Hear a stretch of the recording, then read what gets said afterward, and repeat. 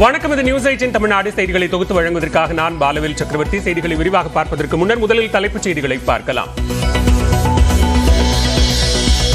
அதிமுக சின்னம் கொடியை பயன்படுத்த விதிக்கப்பட்ட தடையை எதிர்த்து ஓபிஎஸ் தொடர்ந்த வழக்கு சென்னை உயர்நீதிமன்றம் தள்ளுபடி செய்ததால் பின்னடைவு.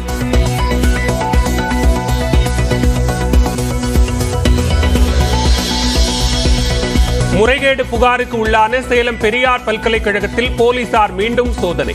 ஆளுநர் ரவி இன்று செல்லும் நிலையில் பல்கலை வளாகத்தின் 7 இடங்களில் போலீசார் ஆய்வு.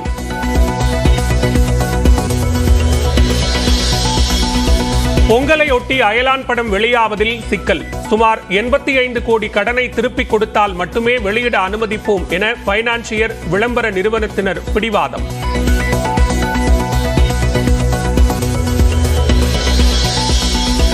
அமைச்சர் செந்தில் பாலாஜியின் தம்பி அசோக்குமார் புதிதாக கட்டும் பங்களாவில் வருமான வரித்துறை 2வது நாளாக ஆய்வு. காவல்துறை பாதுகாப்புடன் விவரங்களை சேகரிக்கும் சொத்து மதிப்பீட்டு குழு அதிகாரிகள்.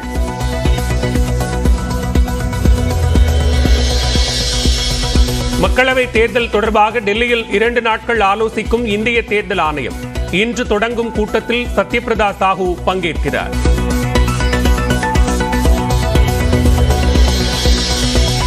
பொங்கல் பண்டிகையை கொண்டாடும் மக்களின் வசதிக்காக நாளை முதல் சிறப்பு பேருந்துகள் இயக்கம். முன்பதிவு செய்த பயணிகளுக்கு மட்டும் கிளாம்பாக்கத்திலிருந்து சொகுசு பேருந்துகள் இயக்கப்படுகிறது.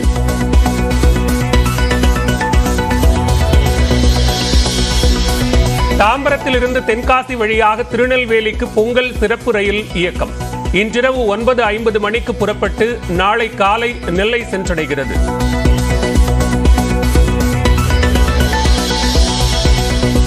பொங்கலையொட்டி பெங்களூருவிலிருந்து திருச்சிக்கு நாளை பிற்பகலில் சிறப்பு ரயில். திருச்சியிலிருந்து பெங்களூருவுக்கு நாளை மறுநாள் காலை 4:50 மணிக்கு ரயில் புறப்படும்.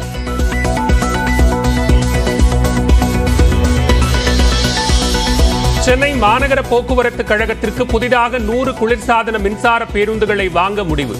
டெண்டர் அறிவிப்பை வெளியிட்டது தமிழ்நாடு சாலை போக்குவரத்து நிறுவனம்.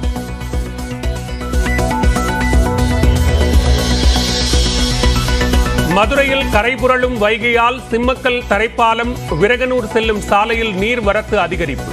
வாகன ஓட்டிகள் தவிப்பு.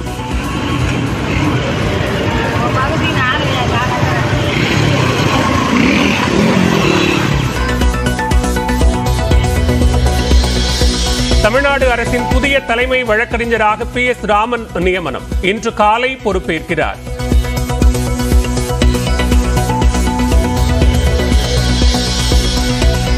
ராமர் கோயில் குடமுழுக்கு விழாவை புறக்கணிக்கும் சோனியா காந்தி, மல்லிகார்ஜுன கார்கே.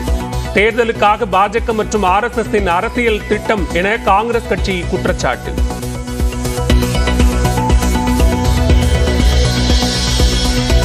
இந்து மக்கள் உணர்வுகளை தூண்டிவிட்டு அரசியல் லாபம் தேட முயற்சிக்கிறது மத்திய அரசு. ராமர் கோயில் விவகாரம் தொடர்பாக வணக்கம் தமிழ்நாடு நிகழ்ச்சியில் காங்கிரஸ் கட்சியின் நாராயணசாமி கருத்து. பொம்மிடி அருகே கிறிஸ்தவ தேவாலயத்திற்கு சென்றபோது வாக்குவாதம். தமிழக பாஜக தலைவர் அண்ணாமலை மீது 3 பிரிவுகளின் கீழ் வழக்கு பதிவு. அனுமன் ஜெயந்தியையொட்டி நாமக்கல் ஆஞ்சநேயருக்கு சிறப்பு வழிபாடு. 1 லட்சம் வடமாலை சாத்தப்பட்டு அபிஷேகம்.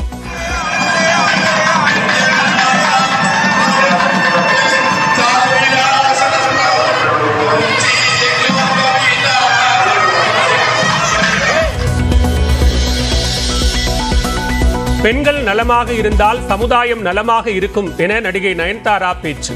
மாதவிடாய் சுகாதாரம் குறித்த விழிப்புணர்வு அனைத்து பெண்களுக்கும் சென்று சேரவில்லை என சேலத்தில் நடைபெற்ற நிகழ்ச்சியில் விமர்சனம். மென்ஸ்ட்ரல் ஹெல்த்தும் அது பத்தின அவேர்னஸ்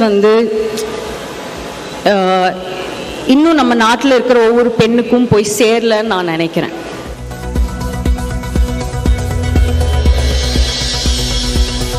இஸ்ரோ நிறுவனத்திற்கு 2023ஆம் ஆண்டுக்கான சிறந்த சாதனையாளர் விருது வழங்கி கௌரவித்த CNN நியூஸ் 18.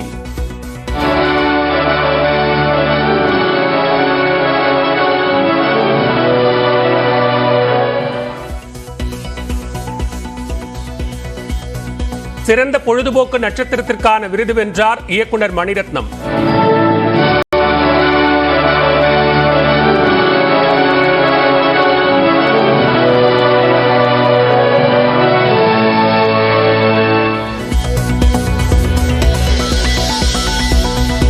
அசாமில் ஏழை மக்களுக்கு புற்றுநோய் சிகிச்சை அளித்து வரும் சென்னையைச் சேர்ந்த மருத்துவர் ரவி கண்ணனுக்கு விருது.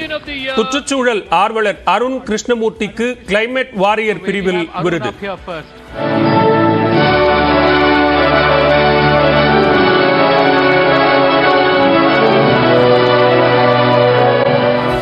திரு பொங்கலூர் மணிகண்டன், அதிமுகவினுடைய இரட்டை இலை சின்னம், கொடி மற்றும் லெட்டர் பேட் உள்ளிட்டவற்றை பயன்படுத்துவதற்கு எதிராக தனி நீதிபதி பிறப்பித்த இடைக்கால உத்தரவை எதிர்த்த ஓ பன்னீர்செல்வத்தினுடைய மேல்முறையீட்டு மனு என்பது தள்ளுபடி செய்யப்பட்டிருக்கிறது. நம்மோடு தொலைபேசி வாயிலாக இணைந்திருக்கிறார் ஓ பன்னீர்செல்வத்தினுடைய ஆதரவாளர் திரு புகழேந்தி அவர்கள். வணக்கம் திரு புகழேந்தி, எப்படி பார்க்கிறீங்க? நீதிமன்றத்தினுடைய உத்தரவு மனு தள்ளுபடி செய்யப்பட்டிருக்கு. தனி நீதிபதியை அணுகி நீங்க உரிய உத்தரவு வாங்கிக்கலாம்னு சொல்லியிருக்காங்க.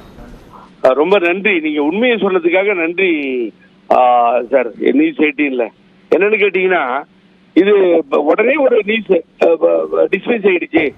ஆக தனி நீதிபதி நாங்க கவுண்டர் போடலன்னு டிஸ்மிஸ் பண்ணிட்டாருன்றது உங்களுக்கு தெரியும்.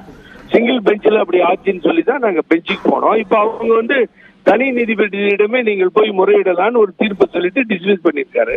இதுல எந்த செட்பேக், என்ன செட்பேக் இதுல வந்துச்சு எனக்கு ஒன்றும் புரியுது. இந்த தடை நீடிக்கப்படவில்லை, எக்ஸ்டெண்ட் பண்ணல சிங்கிள் பெஞ்சு, அதையும் நிறுத்திடுச்சு. ஆகவே இவங்க என்ன சொல்றாங்கன்றத சிங்கிள் பெஞ்சும் பார்த்துட்டு இருக்கு. அப்ப இந்த பெஞ்ச் வந்து நீட்டா சொல்லிடுச்சு, அங்க போய் நீங்க வந்து உங்க ரெமடியை சொல்லிக்கோங்க, நீங்க வந்து தீர்ப்பை வாங்கிக்கோங்கன்னு சொல்லிடுச்சு. இப்ப இதுல வந்து உடனே மனு தள்ளுபடி அப்படின்னு சொல்லி தடை தொடரும். தடை இல்ல சார், நான் நியூஸ் 18க்கு மை கைண்ட் சப்மிஷன் நோ தடை, தடை இல்ல. அவர் ஏற்கனவே சேவை எக்ஸ்டெண்ட் பண்ணல, இதான் சொல்லிட்டு இருக்கேன். சில கண்டிஷன் தான் போட்டிருக்காரு அவர். அது நான் வந்து நியூஸ் 18க்கு தெளிவுபடுத்துறேன். இது புரியாமல அடிச்சு நொறுக்குறாங்க அவங்க பாட்டுக்கு. ஒரு 3 லாயர் போய் பேசுறாங்க. ஓபிஎஸ் தான் கட்சியை வந்து நாசம் பண்ணிட்டாருன்னு. அதிமுக இருந்தாலும் நாசம் பண்றதுக்கு எல்லாம் நாசம் பண்ணி முடிச்சிட்டீங்க. மீட்டெடுக்கணுங்கிறது தானே எங்க முயற்சியா இருக்கு. அண்ணன் ஓபிஎஸ் தலைமையில, ஒருங்கிணைப்பாளர் தலைமையில அந்த வேலையில நாங்க பார்த்துட்டு இருக்கோம். ஏதோ அதிமுக இருக்கிற மாதிரியும் அது நாசமா போகுதுன்ற சொல்ற மாதிரி அந்த வார்த்தையை ஒரு வக்கீல் கருப்பு கோட்டை போட்டு பயன்படுத்துறாரு. மிகவும் வேதனை அளிக்கிறது இதெல்லாம். கொடி பெயர் என்பதெல்லாம் இது தலைவர் யாருக்கு இன்னாருக்குன்னு கொடுக்கல. நான் என்ன கேட்கிறேன், நியூஸ் 18 மூலியமா யார் யார் பயன்படுத்தணும், யார் யார் பயன்படுத்த கூடாதுன்னு சொல்ல முடியுமா? நீதிமன்றத்துல வந்து சொல்லுங்க பாக்குறேன் நான்.